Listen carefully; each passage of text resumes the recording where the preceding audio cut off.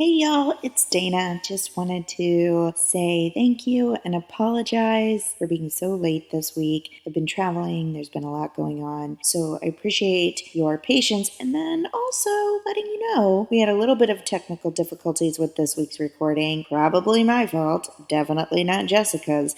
So if you're an audiophile and that bugs you, you may want to skip this episode. That's it, I guess. Here we go. Special message out. Whenever you're ready. Oh my God. Jessica! I've never been called a fox! Dana. That's a classy name for a Harry. I like it classic. Okay. Do you? Welcome to the Rants and Raves podcast. Sure. Out with the bad and in with the good, motherfuckers. That's right. Jessica! Dana. How are you? I'm great. How are you? Good, thank you. Welcome to the Rants and Raves podcast. I am Dana Powell. I am Jessica Young. And we're just here to rant and rave. Yeah. How was your week? It was good. Yeah? It was a nice little holiday week. Yeah? Yeah. Cool. It was very nice. How about you? Mine was lovely. It was spring break in Los Angeles. And so Dan Tipton was working. So my son and I were kind of on our own. So one day I just was like, you know what? We're going on a trip. We just packed up the car and went to Laguna Beach. One of my favorite places. I love it. If you follow me on Instagram, it was a heavy post week because it was spring break. The beach was so beautiful. He was such a doll. Aww. And then Easter, I just really bombarded the public with my I love it. Lovely and you had family. Like a mini adventure every day, and I think that's awesome. We did. We decorated cupcakes one day. So cute. You know, the Cake Boss and Duff, they have this big rivalry. Yes. So Duff's Cake Mix is now in Los Angeles. They have a thing. And it's really like a place cool. You can go? Yeah, you go and you can decorate cupcakes or a cake. Wow. And you can use fondant, like all the crazy things that real professional cake makers have. They give you, they have this station. You go pick up bags and popsicle sticks and cutters, and you can make letters or shapes, or they give you ideas for cakes, and they have a laminated sheet that shows you exactly how to make. I mean, it's just cool. How cool. And then they have a machine where you take a picture before you leave, and when you open you're a unicorn, and when you open your mouth, you barf rainbows. Oh my God. I thought maybe that was something that you did with it. No,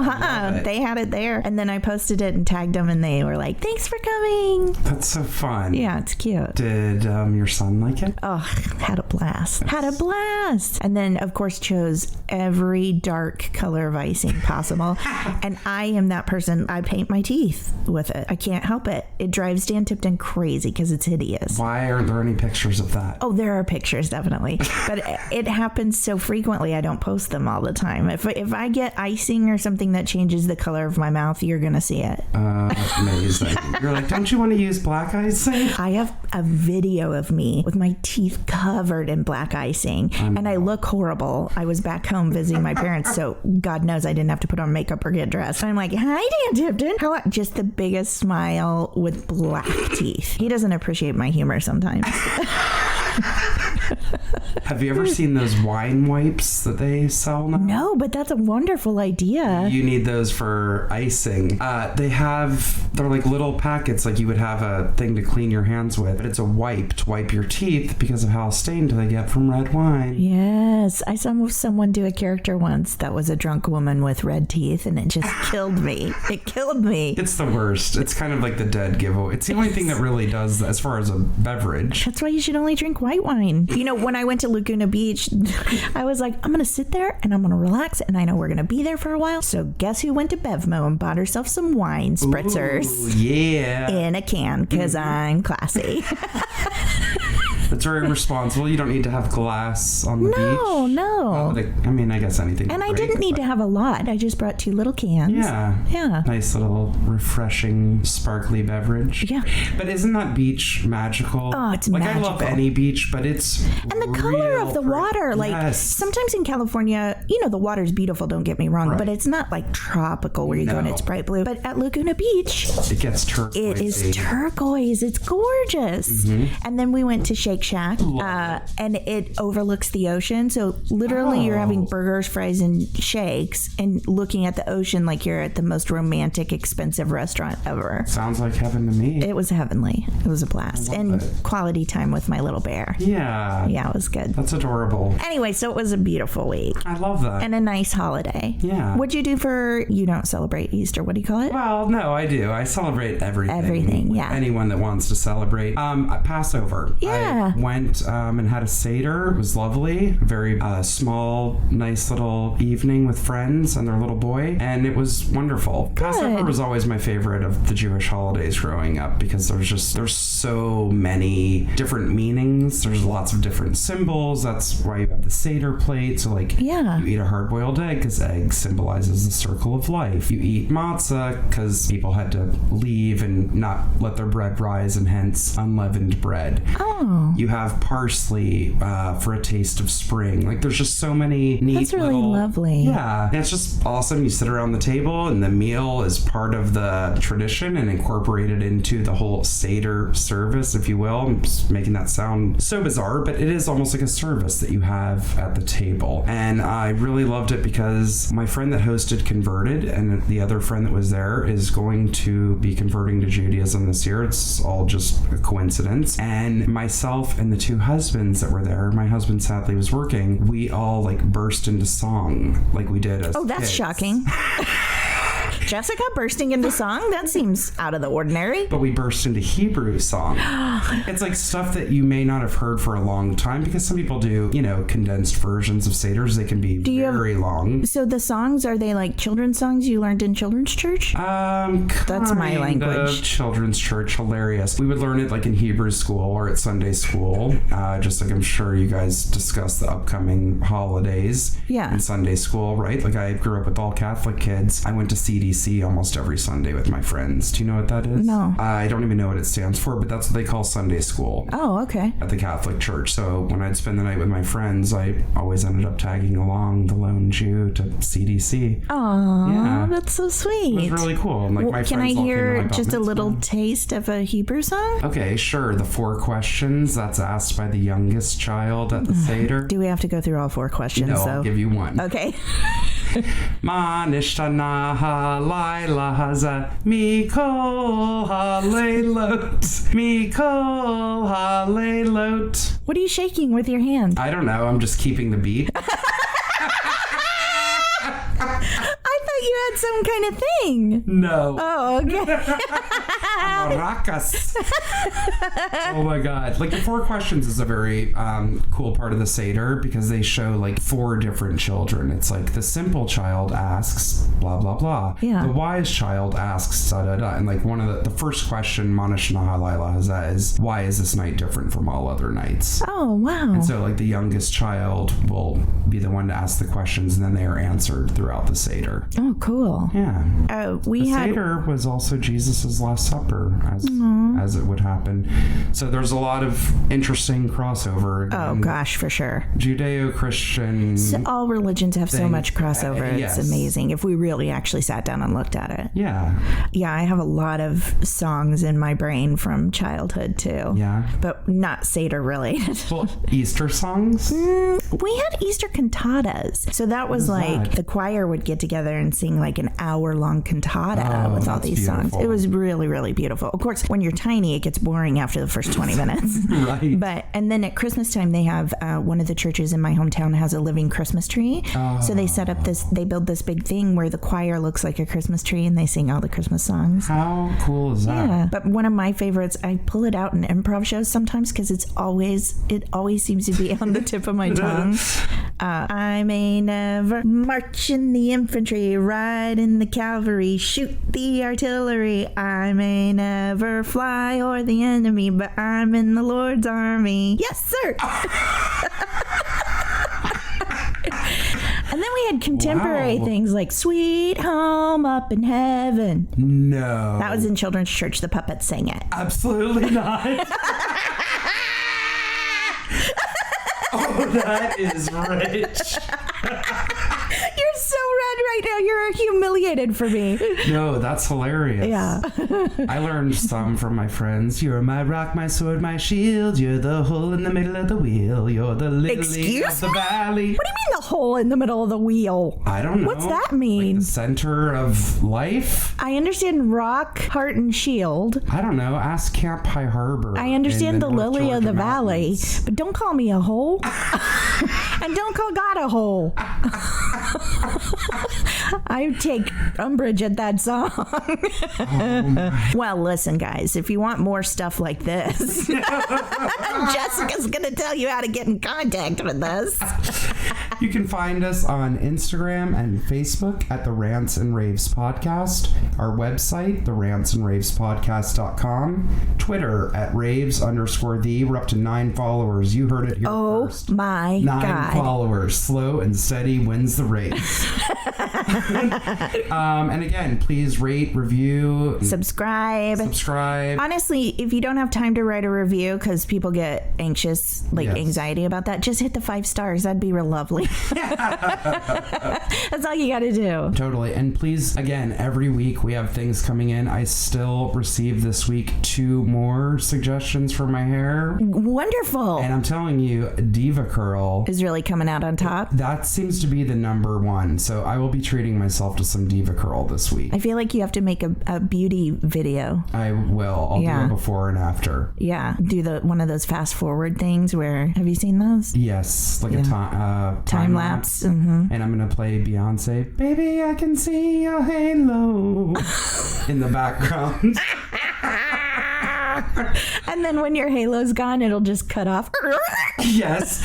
I'm sorry, now that my eyes are bulging out. Real quick aside, have you watched Beyonce Homecoming on Netflix yet? No, but everybody keeps saying. Yeah, everybody's dying. I watched it this weekend. It is absolutely electrifying. I haven't seen that or Childish Gambino's. I want to see that. I heard that just came out. Yes. After we watched that, my friend's like, oh, I heard Didn't they come out around the same time, like around Coachella time? I don't know. But we got to get on it. Yeah, his concert looks... Some of our friends were at a concert this year, or maybe it was last year, but on his most recent tour, and showed clips, and it just looked phenomenal. Yeah. He has an incredible voice, too, and is a hell of a performer. Oh, yeah, it's awesome. Yeah. I love it. You got to see Homecoming. I know, there's so many things. She has a full marching band. Of course she does. Okay, well, should we go ahead and get into our rants? Yes. We've already gotten off the rails, and we're only like 13 minutes in. Yes. I think I'm first today. Yes. Great. Okay, so I'm going to start today. This is from a listener.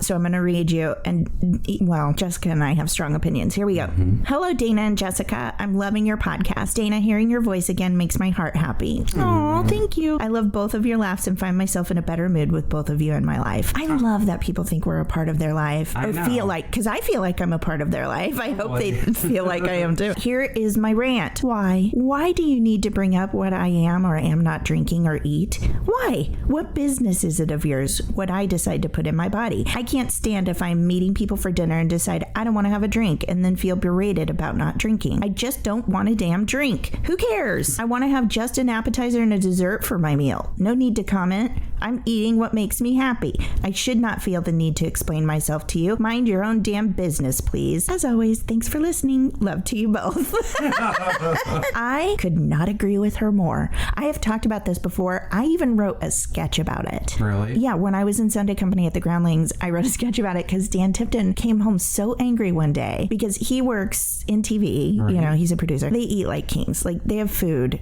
every second they're there. They have breakfast, second breakfast, snack, lunch, second lunch. Like, it's crazy. Crafty, just food sitting out for the taking all the time. And so once a day they would have donuts brought in. And he said I would go down and get a donut or 2 and come back. And everybody that walked by would be like, 2 donuts? Whoa. And he said, Dana, when I go down there, the reason I grab 2 is because they're gone quick. And he was like, somebody's eating them. Why am I getting all the flack? You know? So I was like, oh my God, I couldn't agree more. So I wrote this sketch about a woman in an office who someone brought in cakes cupcakes for their birthday, and I was sitting in there, and everyone that came in, I'd be like, oh, hey, Olivia brought in cupcakes for her birthday. You want one? And I'm eating it. And they're like, oh, God, no, I wish. Can't. Holidays, trying to catch up. Blah, blah, blah. And so everyone that came in said that till eventually my character got so mad and was like, you know what? Shoving cupcakes in my mouth, walking around to each one of them going, is this insulting to you? Is this bothering you? Oh, no, I'm eating a cupcake. And I'm just like spitting my cupcake all over all of them while they're just frozen.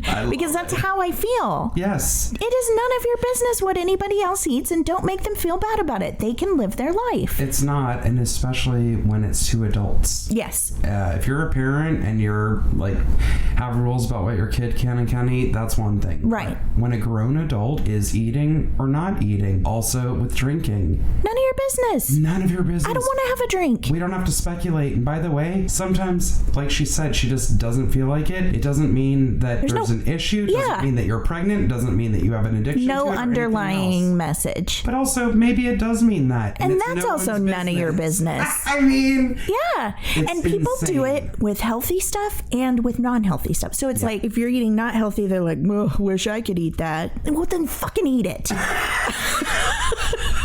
And if it's healthy stuff, they're like, ew, what's that? Well, what do you want me to do? Just like intravenously put vitamins in my arm? Is that going to make you happy? Stop judging me. I also know that some people legit keep to a real strict regimen. Yeah. And that is also completely their prerogative.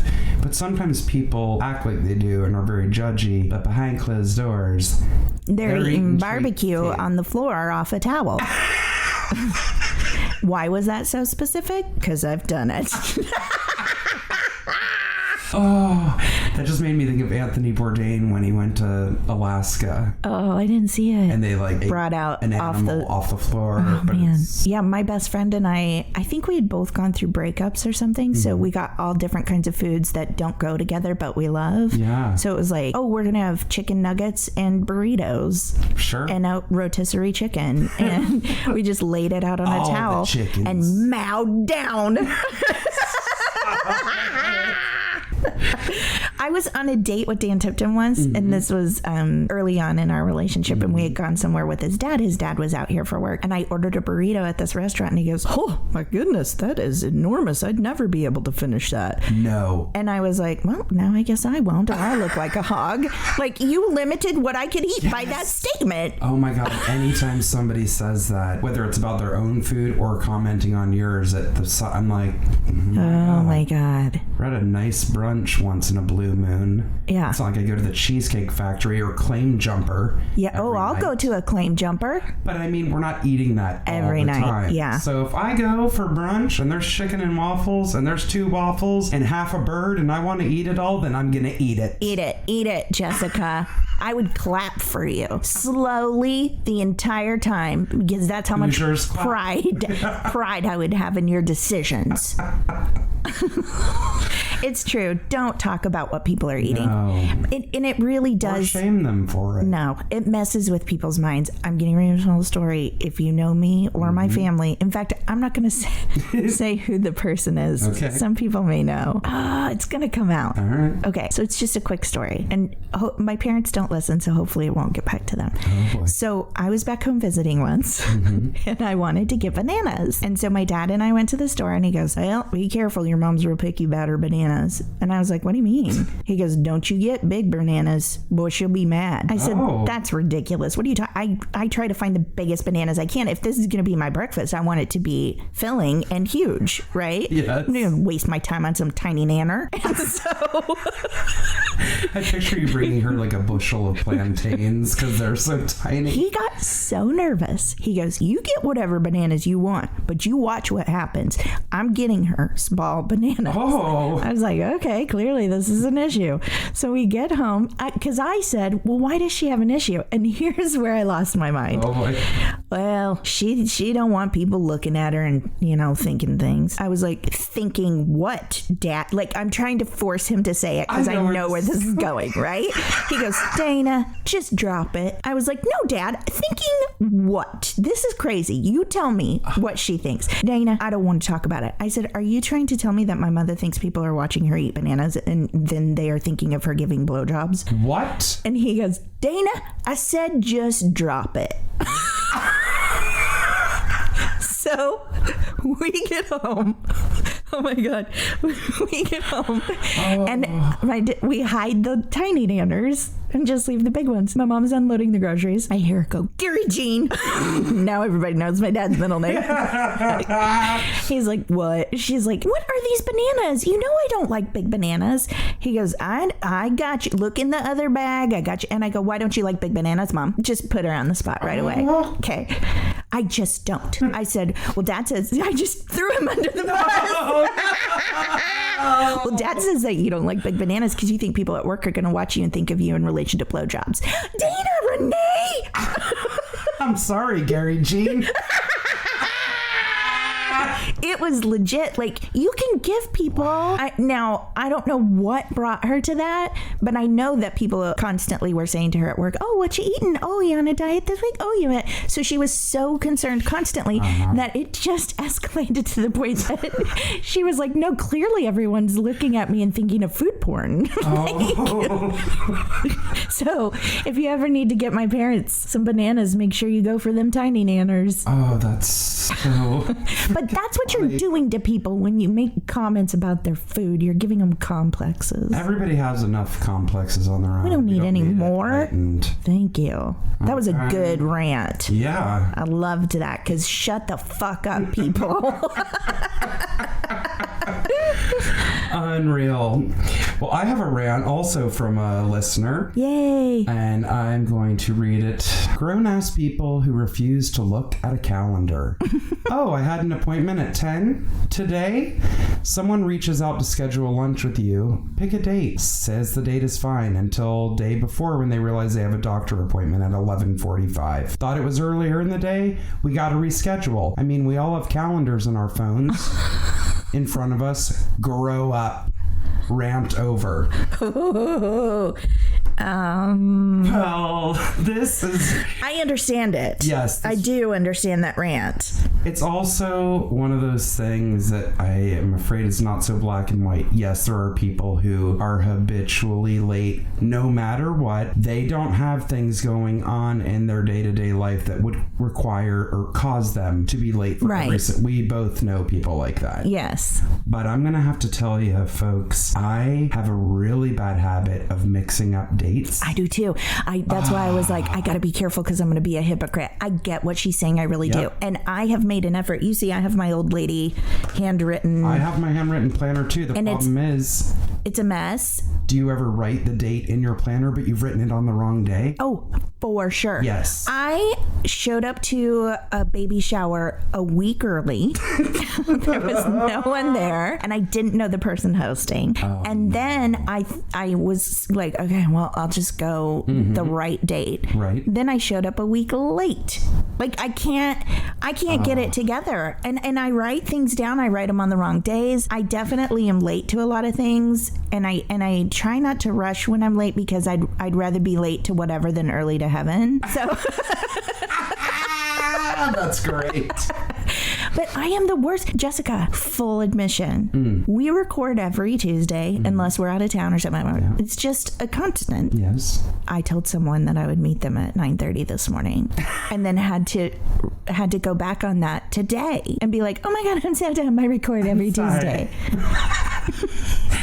I'm telling you, it happens. And sometimes you just get off. Sometimes we both have very unconventional schedules. I forget what day it is. No, me too. Legit. I'll be like thinking it's Saturday and it's a Wednesday or whatever. I also have screwed up many dates. I once was talking with my friend and I'm like, I can't wait to see you in 2 weeks. She goes, haha, very funny. In 1 week, I'm like, no, in 2 weeks. And then we got into an actual argument and she was screaming at me and she's like, Jessica, please tell me me that your tickets are for this coming weekend. Oh my God. Because we were both flying from 2 different locations to meet each in other. Florida at Oh a my friend's God. wedding. Oh my God. And I had booked my ticket months ago, and I had booked it for The wrong wrong week. date. Oh, Jessica. I was devastated. I ended up What did you do? I had to eat it and rebook the ticket. Oh my God. So much later, so much more expensive, plus a loss. Was it Ridiculous. transferable? No. Of course. No. Oh my God. And I also, like you said, going to the shower, I went to my friend's birthday party for her child, but I went a day after. I pull up and I see her husband leaving, and I also noticed there's way too much street parking, and I'm like, dang, I'm already like 20 minutes after the start of the party. Am I really the first one here? Oh no. And he goes, hey, Jess. I'm like, hey, man. He goes, what are you doing here? Looking all confused. And I'm like, okay, well, I'm here for your son's party. He goes, oh, you're joking, right? I'm like, no. I'm like, what is going on, man? Where is everybody? He goes, Jessica, it was yesterday. Yep, I've done the same thing. Jess, I've done the same thing. I showed up to a Christmas party like a week after it happened with a friend they didn't know. They were kind enough to be like, come in, let's have a glass of wine. But I'm sure they were like, she's insane. They just accept it. Well, They're like, no, what? she's crazy. That one would be super awkward. Mine, as embarrassed as I was, ended up being a bit of a silver lining because this was my friend's second child. So she already has a toddler. She had a newborn.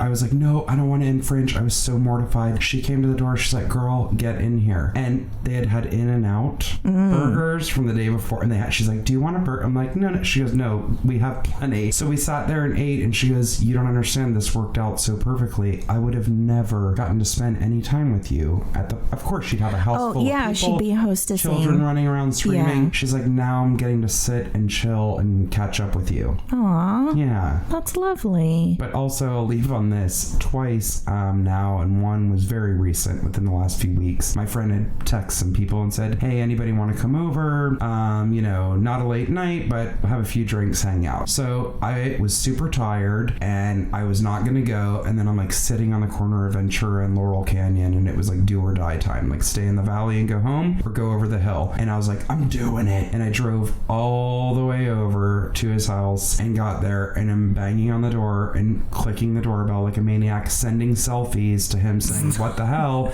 I'm out front, fool. Open up. Oh, that's funny. He didn't respond for 3 hours. He was at a movie screening. Oh. And somehow everyone else read the text properly. He had invited us for the following evening. Oh my God. Yeah. It's like we're the same person. Yeah. It's And our insane. listener hates us. What do you want to bet that was actually from one of our friends that was like, you guys, we're going to do, what do they call it? Not an interception. What do they call Intervention? it? An intervention on Jess and Dana. But we're going to pretend we're a listener. Okay. It's one of our 9 Twitter followers.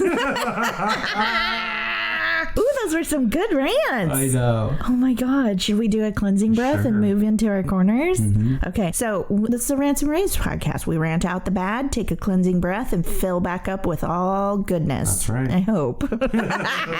So if you're alone, feel free to take a deep breath in and scream it out. If you're not alone and still want to scream, we're not responsible for arrests. But anyway, here we go. Are you ready? Ready. Okay. That actually felt nice. Mm-hmm. I really feel like I opened my lungs up that time. And one of the few things that can slightly calm me down when I'm getting anxious is slow, deep breaths. Yeah, I definitely sometimes, if I'm having a hard time sleeping, mm-hmm. I will try and do deep breaths mm-hmm. to sleep, and with the hope that I get a little dizzy. Oh, there's some information about Dana. Okay, cool. Too much oxygen to the brain. Too much. I love it. Am I starting the corners this week? Yeah, let's hear it. Oh my God, I'm so excited about this one. So this corner we're just going to call Meh, So Cute.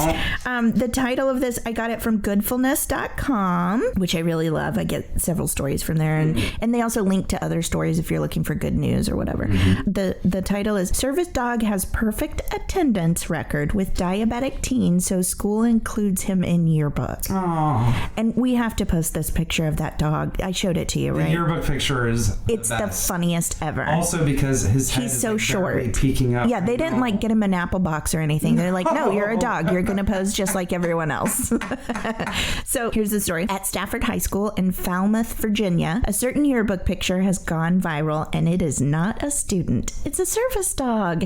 Andrew A.J. Schalk is a high school senior with type 1 diabetes, and he requires his service dog, Alpha, to go everywhere with him, including school. It's Alpha's job to detect when Andrew's blood sugar levels are too low or too high and alert him. He is very good at his job and has saved Andrew's life many times. Alpha is well loved by both the faculty and the students. He's such a part of the school community that he even got his own ID card. I showed you. Yes. He has a student ID card and his own picture in the yearbook. Andrew had the idea to put Alpha in the yearbook, and when he suggested it, the faculty were more than happy to welcome him into the yearbook. When the yearbook was printed and distributed, the whole student body, one student, Diana Bloom, noticed Alpha's picture and shared it to Twitter. The post went viral.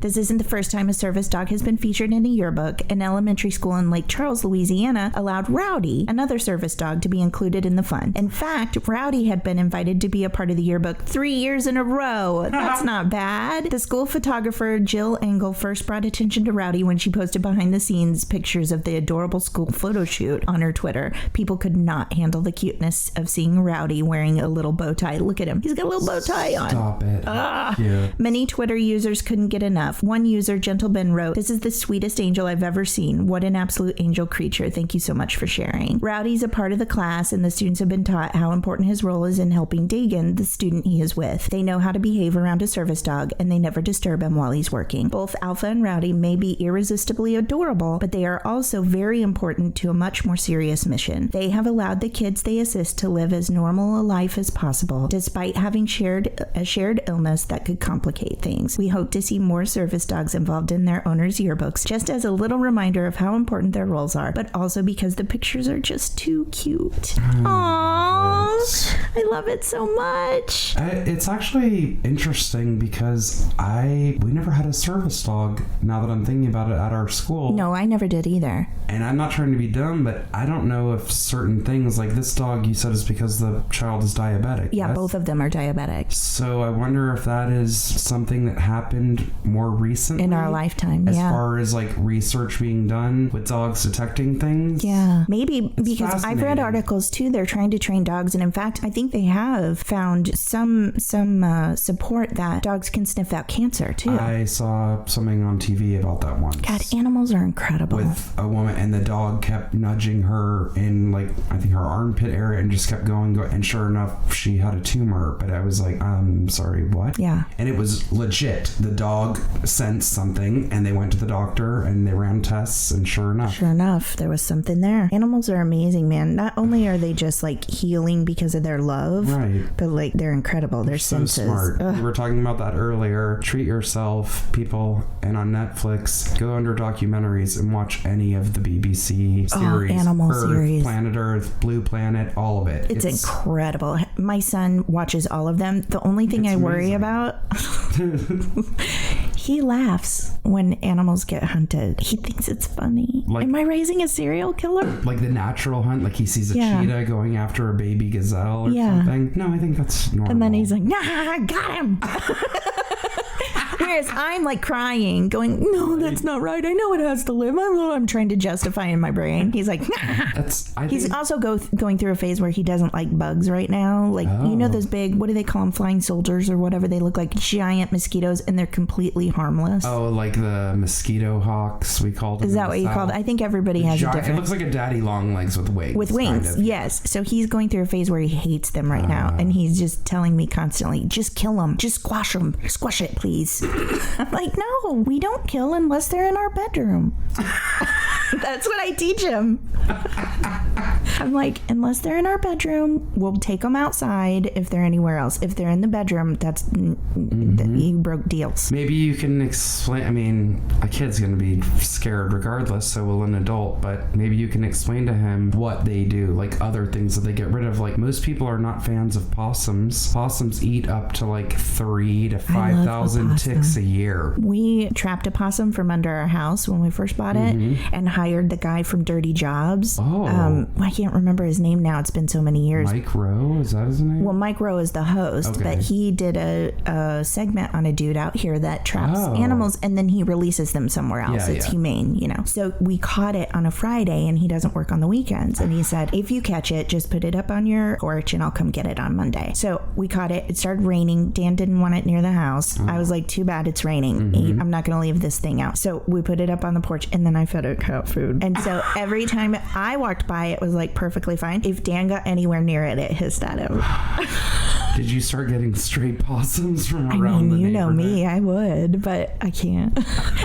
We do have an angry pack of raccoons. I've told you about the angry raccoons. No. Yeah, we have a pack of like 7 of them. Are they huge? Because the ones by my apartment are ginormous. Not normal. Yeah, no. I was sitting out on my porch one night and I could hear like this noise and I thought, what in the world is that? And I turned my light on. I look, there's like 7 raccoons. One is the leader and he is coming towards me, slamming his front paws into the ground going I literally screamed and ran in the house. See, I've always thought raccoons look so cute. They do, little trash pandas from afar, but those things are creepy and they're real manipulative and real sneaky. Like they say, don't feed a raccoon because it'll break into your house to find more. Yeah. We had to, I'm not making this up, Alan and I were outside one night to leave. It was, later in the evening, and all of a sudden, like out of a cartoon, we see 4 little hands on the bushes and something leaning over, and it was 2 raccoons, like one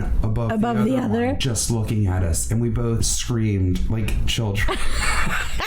They are huge. They're ginormous out here. Yeah. Why? I don't know. They're like the size of silverback gorillas. They really are. It's crazy. Do you think it's, I know they're in a trap, but I wonder if like in the woods, I don't know how good they are as hunters. They're certainly good as scavengers. Indestructible though. How many America's Funniest Home Videos can we watch of a raccoon going in a boat and then blowing it up and then the boat's in pieces but the raccoon's fine? What? Haven't you ever seen those? No. I feel like there's a million of them. I'm like, stop trying to blow up raccoons. They're clearly indestructible. So weird. The cockroaches of the animal world. I guess so. Unreal. And have you ever seen them walking like bandits on a rooftop and you like hear the do do do do do do do do in your mind? No. They walk on my neighbor's roof sometimes in a line, and again, always in a group. You never see one. They go in packs. I didn't realize they were pack animals. I didn't either. Maybe we just discovered that. They're so... Dana and Jessica do nature. Do not feed the raccoons. Honestly, though, how cute would a service raccoon be?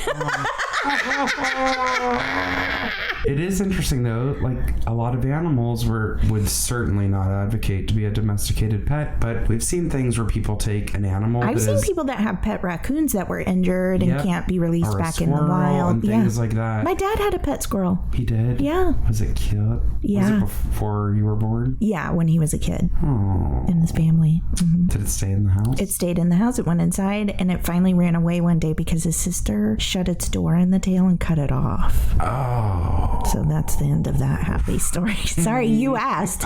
You kept pushing. I was just going to leave it at, my dad had a squirrel. I really do push it too far sometimes. My apologies, Gary Jean. Well, speaking of pushing it too far, should we move into your corner? Sure. I'm mad about yours. It's really gross, and I'll keep it. Oh, so for some of our a listener wrote into us this week and said, you really need to give warnings when something's disgusting. Oh. So this is a gross one, kind of. The hanky. Well, I made Dana vomit last week. Just for real vomit. By sheer mention of something. It really floored me because you're not grossed out by anything. No, but body fluids, and man. I was like, wow, that's what did it. And I didn't even go into any usual diatribe of detail. I start making it up in my head. You couldn't come back. Mm-mm. Okay, this is in weird news. Okay. So maybe this is more of our, you're weird. Stop it. You go ahead, finish your You're so very weird.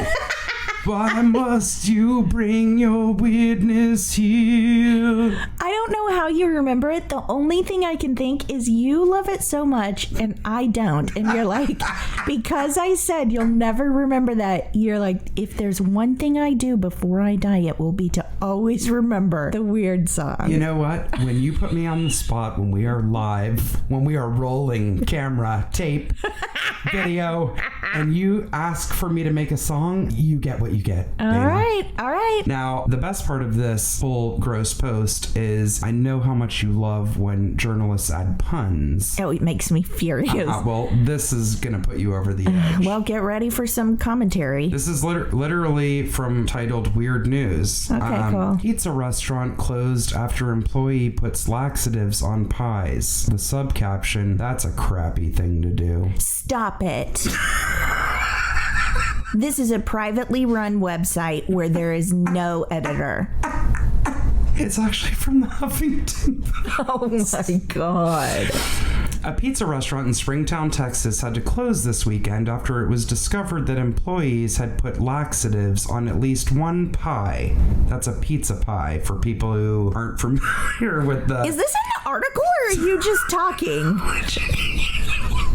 Jessica, is that in the art? Are you really reading that? I swear I'm reading it. On Friday night, the Springtown Police Department got a call about possible food tampering at a Mr. Jim's pizza location. Apparently, one of the employees posted on social media that they were putting Miralax, a brand of laxatives, on pizza.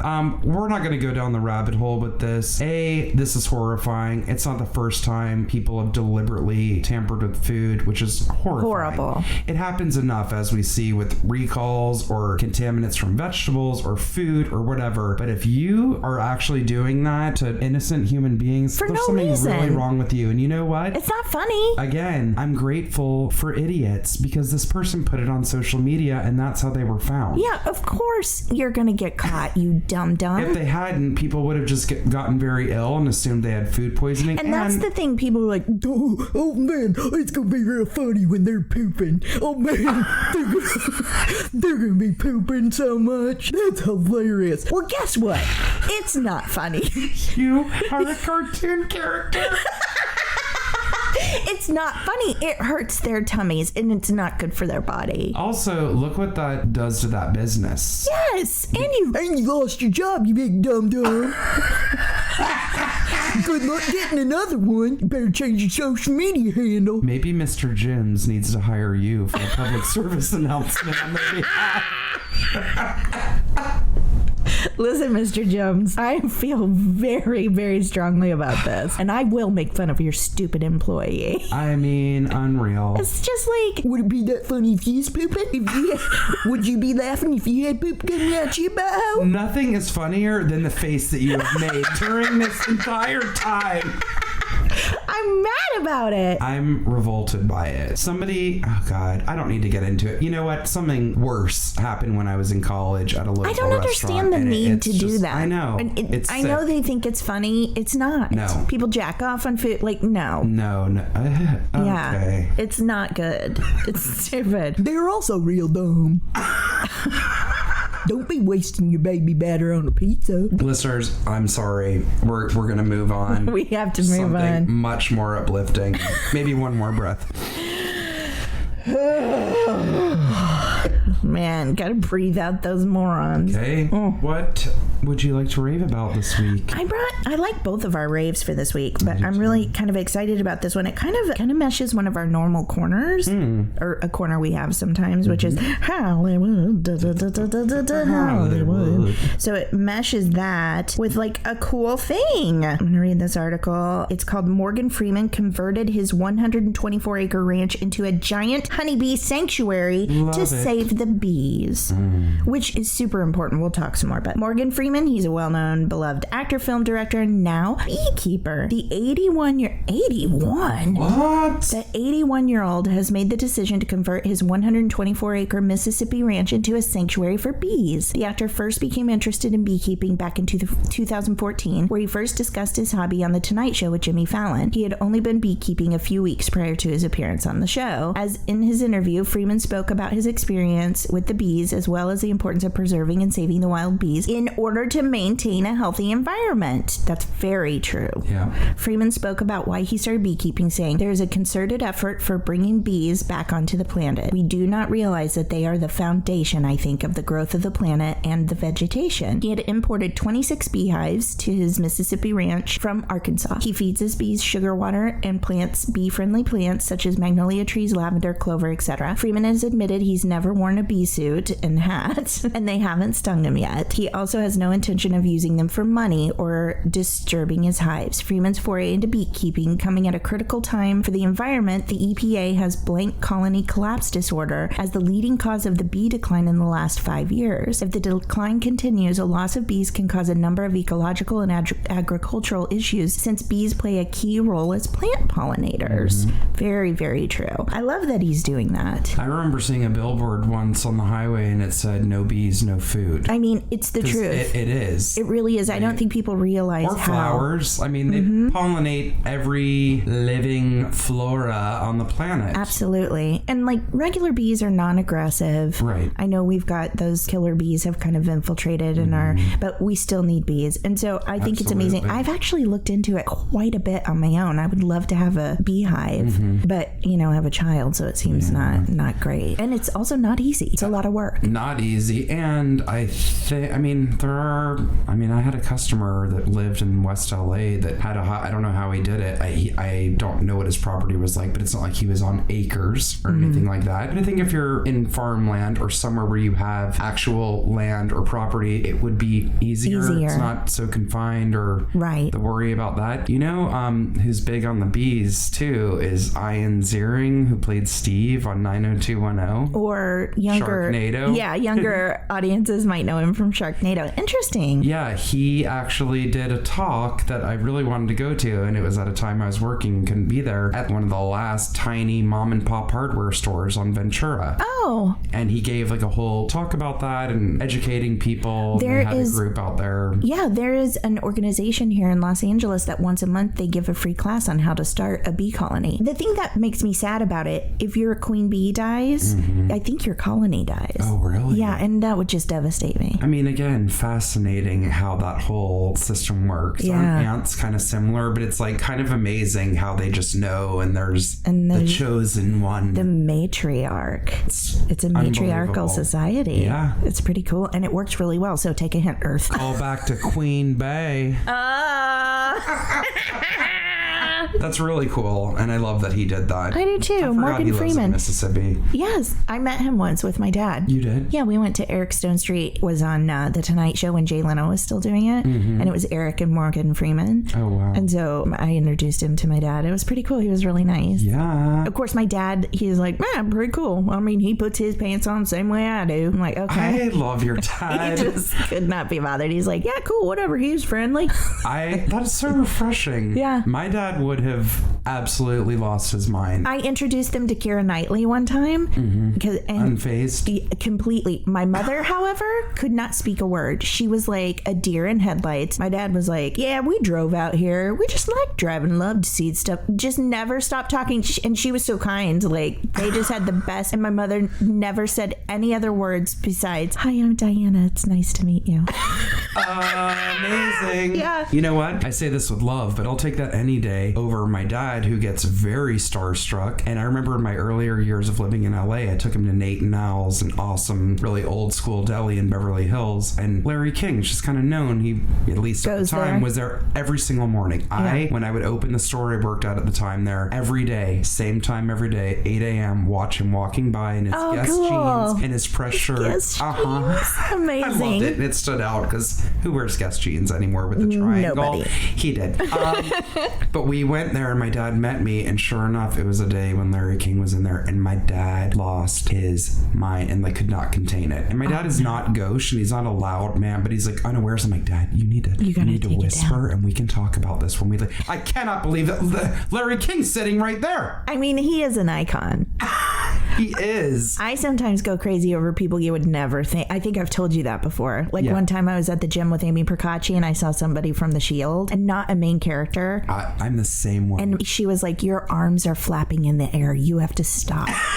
Because I was going, oh my God, oh my God, oh my God, oh my God. And then I ended up having like a weird gym flirt with him. Oh. Have I told you that? No. Like, he knew I was clearly like over him. And so I would see him. One day he got on the treadmill next to me. Oh. And I was like, oh, hi.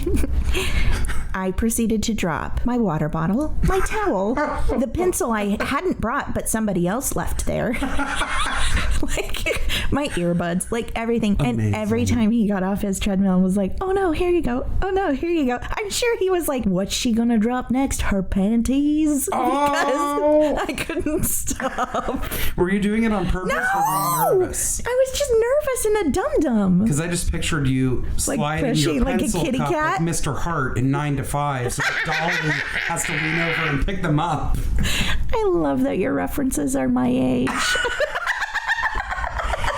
I love that you get excited. Like, look, there's always moments. I mean, the first person I ever saw when I moved to LA was Dustin Hoffman. Oh my God. Putting money in a meter, and I was just stunned. I mean, I didn't act like a fool. I just was stopped and looking. I couldn't say anything. But I get real excited when I see someone that I'm like, that lady, who is that? She worked in the basement of Dexter. Yeah. Oh my God. Right? Yeah. I got real excited at Aroma one day because I see this guy and I'm like, God, I feel like he's from something, but from a long time ago. Now, he may very well work to this day. I don't know. But I was staring at him for a good 10 minutes and then all of a sudden it all came back to me like Celine. What? He was the son at the resort in Dirty Dancing. You still at don't know Kellerman's his name. we come together. I lost my mind that it was the son who accused Patrick Swayze of stealing the Schumacher's wallet. Oh my God. And then you go, I want to tell this person what a huge fan I am, but then you go, he's probably been working ever since then. I don't recognize him in anything else, and he's going to think that I'm completely putting his career on this one thing. Yes, or just bugging someone. He was just getting like a coffee and a pastry. Yeah. And I just quietly left. Oh, good for you, Jessica. You know what? No, I never approach people. The only time I ever would talk to a celebrity, unless it was like a situation and it's just life, right? And I wouldn't be bringing up their career. I used to work with a lot of people from working in Beverly Hills and Santa Monica, meaning as customers. And once, if they were kind of funny or friendly and open to it, then towards the end, I would say like very much as an aside on the way out, I'd be like, by the way, I'm a huge fan. Yeah. I've done that before too. I'm getting ready to do VisionCon in my hometown next month. So exciting. And Jewel from Firefly, Serenity. She was also on The Killing. And I'm such a brown coats forever. Like that's such amazing. A nerd. And I love one of their hashtags. Don't know what any of that is. Because you're not a nerd like me. I have heard of Firefly though. Yeah, it's so good. Nathan Fillion. I just love all those people. Handsome. So I told the guy arranging, all the Q&As and everything. I was like, I'm trying really hard to not freak out. I'm a big fan. Brown coats forever. No nerd left behind. I'm sure they're like, no nerd left behind. No, what have we done?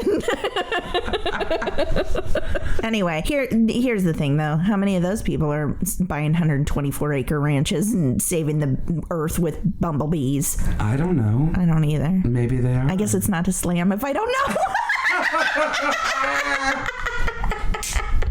Okay, should we move on to your rave for the week? Yes. This week's rave is called Hamlet for the Homeless. Hamlet for the Homeless is a nonprofit organization serving homeless runaway youth, utilizing the study, rehearsal, and presentation of Shakespeare as gateways to rehabilitation and stabilization through theater. Hamlet for the Homeless seeks to provide structure, purpose, safety, and increased self-esteem to children who struggle to survive the streets. So there's other groups, and there's another one that I'll talk about another day that's that's also very cool. But I love, again, it goes back to, we talked about recently, 826 Valencia, with like creative writing for children. This is through theater. This is like so much bigger as far as its impact when you allow people to be creative and take them out of their minds, or use that sadness, anger, frustration, hope, joy, whatever it is, and allow them to create and express themselves. Yeah, the arts are so powerful. That's why I get so upset when they're trying to defund arts programs through schooling and stuff, because it really is, I feel like art is medicine. I totally agree. You know, and it helps us grow. It changes people. It changes how you think. It changes how you perceive things. It gives you confidence. Absolutely. I mean, you know, I know people are going to be like, bull, Dana, but I was such a shy, quiet, pudgy little idiot. I didn't speak. You really were shy? Oh, I was so shy. Oh, wow. I was very friendly and I smiled at everyone and I was kind, but I was very shy. Isn't that weird? I was not shy. You just stared at me so hard. I wasn't sure what I was supposed to say in response. It was so weird. No, I know. I wasn't not shy because I was super confident. I don't know. I was always like super a very shy. I had outspoken no kid. voice whatsoever, because I think I taught myself not to have a voice or an opinion, because I was worried that people wouldn't like me because I was heavy. Oh. So I always say I lost my voice. That's really sad, but I can relate to that. I mean, we've talked about this before. But I found it through the arts, through creativity, through writing, through performing. Yep. Yeah. And isn't it crazy when you go back and look at, I always do this when I look back at pictures of me as a child, and when I first felt like I was fat or was made to feel that way, and I look and I'm like, God. Oh my God. Not even close. close. I was a big kid. I've never been small. Yeah. But I had a complex starting at a very young age for Yes. a number of different reasons. And But I think art and creativity and finding forms of expression that work for you can help you deal with those sorts of things. And There's a place for everybody. Absolutely. Literally. And what I love about this is I also think because arts are not respected as much as I feel like they should be, and it's defunded in public schools and all that sort of stuff, it seems like arts are for the wealthy. It is a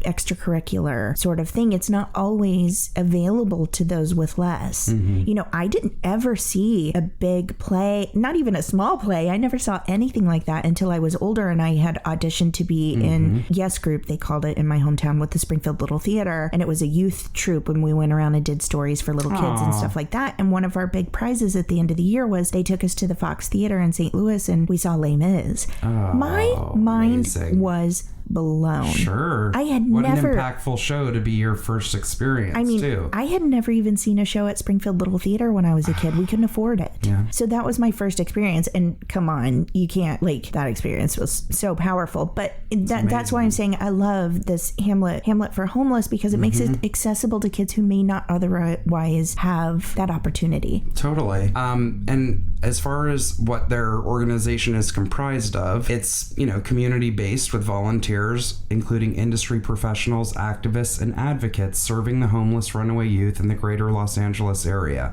Beyond a future safe haven, our members provide instruction and oversee our programs in hopes of giving the runaway youth a base education to build a structure and future in the art and entertainment industry.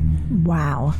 And I love that. And again, even if the kids don't go on to that, it's giving them all kinds of life skills, truly. Oh my gosh, but yes. Just like there's programs now where people, I don't remember the restaurant. We'll have to look this up and talk about this on another episode. I just recently watched a story about a guy who at his restaurant is specifically hiring kids that are at risk or like coming out of detention centers or programs or whatever to give them a second chance and to give them, again, viable skills. And love these it. kids now develop a major passion for cooking. Oh my God, and I are love then it. going on to culinary school, and or they've already gotten all the skills starting out washing dishes there. Now they're the sous chef and they're moving on to other things. I think it's incredible. It's incredible. I just watched a story this week about a cafe, and I'll have to look it up so that we can talk more about it later, but just the short of it is they employ young people with Down syndrome. Oh yeah. And they had a fashion show. I saw that. Oh my God, Amazing. I loved it so much. Amazing. Those kids love working there. It's so great. And and they're learning skills. Of course. You know, like, this was a good rave section. Yeah, I love it. It made me feel happy. I feel like sometimes I feel like we get on a roll where I'm like, oh my God, that reminds me of this,